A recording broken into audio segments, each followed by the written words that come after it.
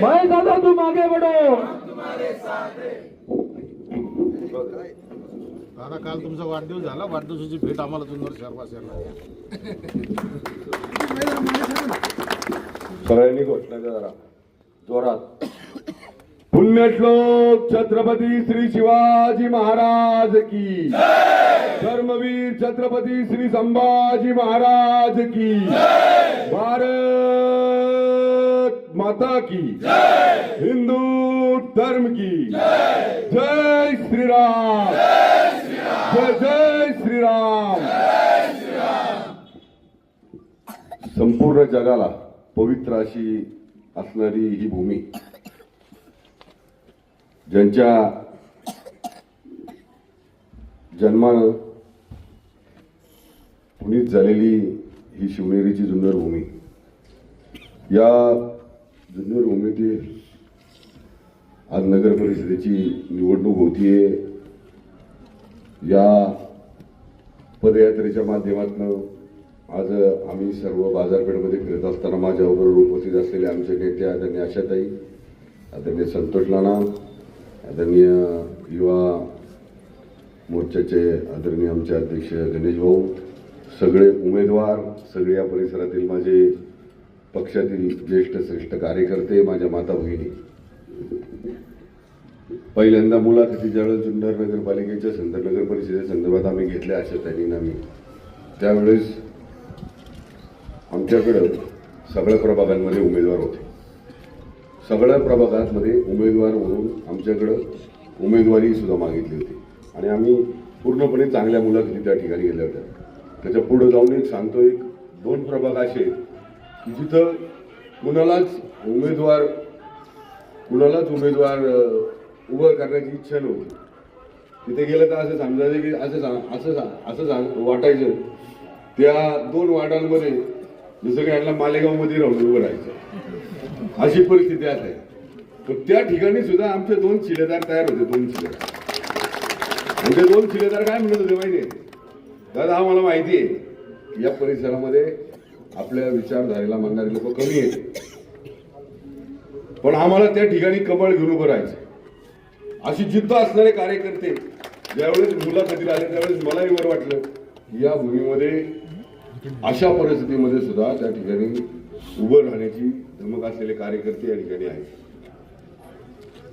अनेक लोकांनी वेगवेगळ्या माध्यमातून प्रचाराची भूमिका त्यांचे चालू केलेली आहे. भारतीय जनता पार्टी म्हणून आम्ही काही शिस्तबद्ध काम करणारे लोक आहोत.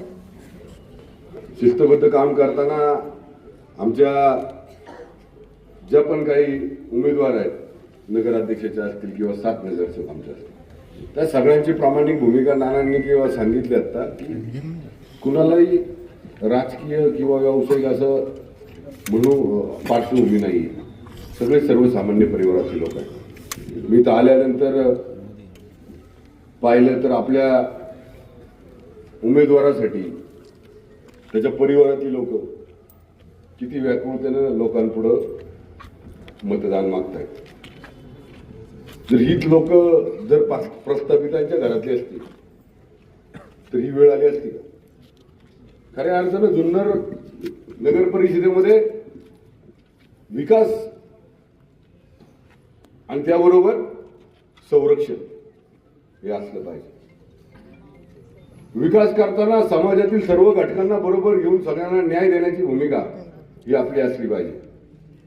आणि त्याचबरोबर माझ्या या जुन्नर नगरीमध्ये, या शिवभूमीमध्ये जो छत्रपती शिवाजी महाराजांनी आम्हाला संदेश दिलाय, परत स्त्री जर आली तर तिला माते समान आपण समजायचं, आणि जर आपल्या माता भगिनीवर कुणी आले तर त्याचा हात तोडायची ताकद सुद्धा आपली असली पाहिजे.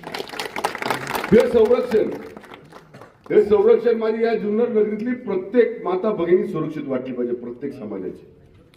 आणि त्याच्याकरता तरुणांनी सगळ्यांनी एकत्र आलं पाहिजे. समाज बांधवांनी सगळ्या समाज घटकांनी एकत्र आलं पाहिजे. आणि ही भूमिका मांडताना इतकी कठोरपणे मांडली पाहिजे, ज्यावेळेस आपण असं म्हणतो एखादी घटना घडली, एखाद्या कुटुंबामध्ये एखाद्या मुलीवर अत्याचार झाला, एखाद्या परिवारात अत्याचार झाला, आणि आपण काय म्हणतो, कुठं माझ्या परिवारात झाले, शेजार त्याच्या परिवारात झाले. ती घटना आपल्या परिवारात घडायला सुद्धा वेळ लागणार नाही जर आपण असं वागत राहिलं तर. एक लक्षात घ्या, आज 2 वार्डांमध्ये अशी परिस्थिती आहे की आपल्याला उमेदवार विरोधकांना उभे करता येत नव्हते, आपल्याला करता येत नव्हते. काही दिवसांनी या सगळ्या वार्डांमध्ये अशी परिस्थिती येईल जर आपण वेगळे राहिलो तर. जर आपण वेगळे राहिलो, एकमेकांपासून वेगळं राहिलो आणि एकमेकांबरोबर भांडत राहिलो तर काही दिवसांनी या जुन्नर नगर परिषदेमध्ये एकही उमेदवार उभा राहणार नाही. त्याकरता आपल्याला सगळ्यांना एकत्र यायचं, त्याकरता एकत्र यायचंय. आज ताईंनी सांगताना सांगितलं, आमच्याकडं नगराध्यक्ष पदाच्या ज्या उमेदवार आहेत तृप्तीताई स्वतः वकील आहेत, त्यामुळं न्याय हक्कासाठी तर त्या म्हणजे विकासासाठी तर लढतीलच, पण या परिसरातल्या नागरिकांच्या हितासाठी, माझ्या माता भगिनींच्या हितासाठी त्या न्याय हक्काने लढतील. सुशिक्षित आहेत. आमच्या 2 नंबर मधील आदरणीय श्रीकांतजी मिरगुंडे, त्यानंतर प्रभाग क्रमांक 6 मधील अनिल शिवाजीराव रोकडे आणि सौ प्राजक्ता जोशी. 7 नंबर मध्ये आमचा मित्र नरेंद्रजी तांबोळी, नंदकुमारही म्हणतात, त्या जुना कार्यकर्ता आहे, आणि सौ निलिमाजी जोशी. 8 नंबर मध्ये आमचे दीपेशजी परदेशी, आणि परत एकदा आमच्या तृप्तीताई तिथं आहेत. हे सगळे उमेदवार आपण त्यांची जर सगळ्यांनी सखोल माहिती घेतली तर तुमच्या लक्षात येईल की हे सगळे जे काही लोक या ठिकाणी उभे आहेत हे फक्त आणि फक्त समाजाची सेवा करण्यासाठी या ठिकाणी उपस्थित आहेत. आज अनेक लोकांना असं वाटतं की युतीमध्ये किंवा इथे चर्चेमध्ये काही कारणास्तव बिघाडी झाली. आम्ही त्याच्याकडे लक्ष देणार नाही. आमच्या ताईने फार एकदम सुंदर सांगितलं, एकदम सुंदर सांगितलं. आम्ही ज्यावेळेस नेहमी आम्हाला संघर्षातच लढायची सवय. 2 खासदार असलेली भारतीय जनता पार्टी आज सातत्यानं 15 वर्ष झालं सलग 3 वेळा पंतप्रधान म्हणून नरेंद्र मोदींनी काम करतात. अशा संघर्षामुळे वाटचालीमध्ये काम करणारे सगळे कार्यकर्ते आहेत. त्यामुळे इथं कोण सोडून गेलं आणि कोण आमच्यावर आलं याचा आम्ही विचार करत नाही. आमचा हेतू इतका प्रामाणिक आहे, आमचा उद्देश इतका प्रामाणिक आहे की या जुन्नर नगर परिषदेमध्ये सर्वांगीण विकास करायचा, त्याचबरोबर या जुन्नर नगरीमध्ये सर्व लोक सुरक्षित राहिली पाहिजे. अशा प्रकारचा अजेंडा आमचा आहे. मी नेहमी माझ्या प्रत्येक वेळेस, तुम्ही माझ्या बऱ्याच वेळा पाहिलं असेल, माझ्या निवडणुकीमध्ये सुद्धा अनेक लोक येतात, आरोप करतात. आरोपाला काही तथ्य नसतं, पण ते आरोपच राहतात. त्याला काही बेस नसतो, त्याला काही म्हणजे अर्थही नसतो. म्हणून कोण आरोप करतोय म्हणून त्याला उत्तर द्यायचं भाषणात, ही माझी सवय नाही. ही माझी सवय नाही, आमच्या पक्षाची नाही. पण पक्षाचं आमच्या सगळ्यात महत्वाचं काय माहिती का, या जगामध्ये, या विश्वामध्ये एकमेव पक्ष असा आहे की या पक्षाचा उद्देश पहिलं राष्ट्र आहे, पहिला देश आहे, नंतर पक्ष आहे आणि नंतर व्यक्ती आहे. या विचारधारेवर चालणारा हा भारतीय जनता पार्टी पक्ष. त्यामुळे आमच्यासाठी सगळ्यात पहिलं या देशात राहणारा प्रत्येक नागरिक आहे. मग कुणावर आरोप करते, कुणी किती आरोप केले, मग आपल्या पंतप्रधानांवर आरोप केले, आपल्या मुख्यमंत्र्यांवर आरोप केले, आपल्या वरिष्ठ नेत्यांवर आरोप केले, तर त्यांच्याकडे नाना दुर्लक्ष करायचं असतं. आबळाला लात मारणारी भरपूर लोक असतात, मारली का कोणी, आणि आबाळा एवढं मन आपलं असलं पाहिजे, असल्याकडे दुर्लक्ष करायचे. बऱ्याच लोकांनी असे आरोप केले पण त्यांनी उत्तरच दिलं नाही. हा, पण एक नक्की केलं. काय केलं, माझ्या पक्षाच्या कार्यकर्त्याला कुणीही कसल्या प्रकारची दमदाटी करायची नाही, हे मी 100% या ठिकाणी स्पष्ट सांगतो. कारण माझा कार्यकर्ता, माझ्या पक्षाचा कार्यकर्ता हा माझा स्वाभिमान आहे. माझ्या पक्षाचा प्रत्येक सदस्य हा माझा स्वाभिमान आहे आणि त्याच्यासाठीच मी या ठिकाणी आलो. त्याच्यासाठी मी आलेलो आहे. आणि त्यामुळं माझा कार्यकर्ता हा सक्षम आणि ताकदीनं सगळ्यांनी पुढे गेलं पाहिजे. आपला विचार चांगला आहे, आपला उद्देश चांगला आहे, आपलं ध्येय चांगलं आहे. त्यामुळे आपल्याला कुणाला घाबरायची गरज नाही.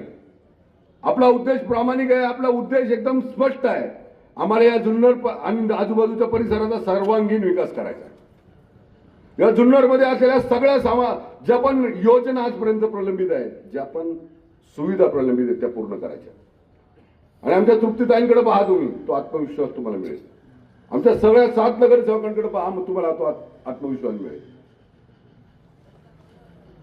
या जुन्नरच्या पवित्र भूमीमध्ये मी आज आपल्या सगळ्यांना एवढं विश्वासाने सांगतो. आज आमच्या आशाताईंनी बोललेलं आहे, तुम्हाला नाना बोलले, आमचे परदेशी साहेब बोलले, तुम्हाला विश्वासाने सांगतो, इथून पुढल्या 5 वर्षामध्ये आमचे 7 नगरसेवक आणि नगराध्यक्ष निवडून द्या. या नगर परिषदेमध्ये कधी न घडलेला विकास, इतका जास्तीत जास्त निधी या नगर परिषदेसाठी मी स्वतः आशाताईंना घेऊन जाईल आणि देवेंद्र भाऊंना म्हणेन की या माझ्या शिवभूमीमध्ये, छत्रपती शिवाजी महाराजांच्या जन्मभूमीमध्ये सर्वांगीण विकास करण्यासाठी पूर्ण ताकदीनं राज्य सरकारकडनं आम्हाला या ठिकाणी मदत हवी आहे. आपण पाहिलं असेल, आता भीमाशंकर देवस्थान झालं, अष्टविनायकचे रस्ते झाले, हे सगळे करण्याचं धाडस सुद्धा एकट्या देवेंद्र भाऊंनी केलं.